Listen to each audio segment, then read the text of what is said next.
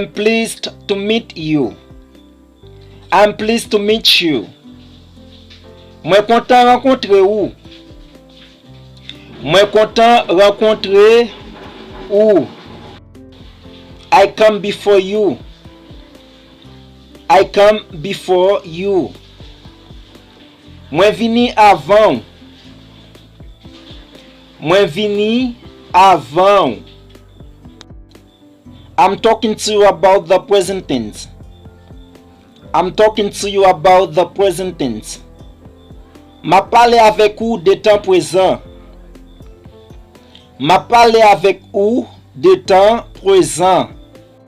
If not more than that.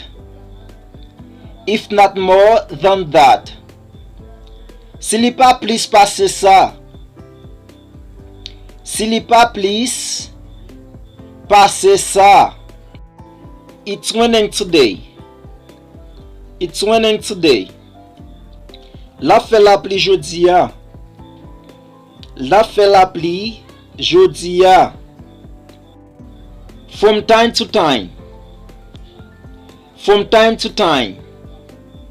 De temps en temps. De temps en temps. May I speak to you? May I speak to you? Est-ce que moi ka parler avec ou? Est-ce que moi ka parler avec ou? We have a lot to do. We have a lot to do. Nous gen un pile bagay pour nous faire.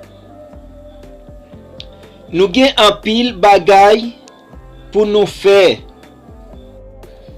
If you need my help, please let me know. If you need my help, please let me know. Si vous besoin aide moi, tant pis, fais-moi connaître. Si vous besoin aide moi, tant pis, fais-moi connaître. I want to know you more. I want to know you more. Moi vle connaître ou plus. Moi vle connaître ou plus. I never get lost. I never get lost. Moi pas jamais perdu. Moi pas jamais perdu. Yesterday was my birthday. Yesterday was my birthday. Hier c'était anniversaire moi. Hier c'était anniversaire moi. Do you have any idea? Do you have any idea? Est-ce que vous gagnez une idée? Est-ce que vous gagnez une idée? I realize I made a mistake. I realize I made a mistake.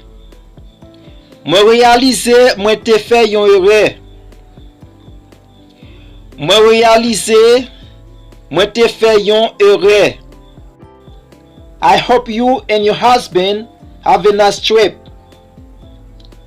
I hope you and your husband have a nice trip. Moi espère ou même ak mari ou fait un bon voyage. Moi espère ou même ak mari ou fait un bon voyage. I will live with her. I will live with her. Moi pral vivre ak li. Moi pral vivre ak li. Do you love me? Do you love me?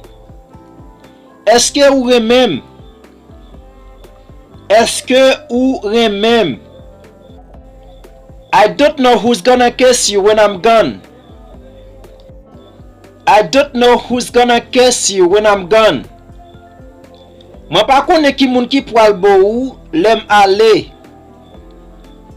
Moi pa konne ki moun ki pral bo ou lem ale. I'm starving. I'm starving. Moi ap mouri grand goût. Moi ap mouri grand goût.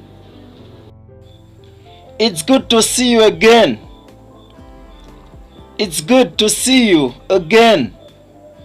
C'est bon pour moi ou encore. C'est bon pour moi ou encore. Long time no see. Long time no see. Ça fait longtemps nous pas ouais. Ça fait longtemps nous pas ouais.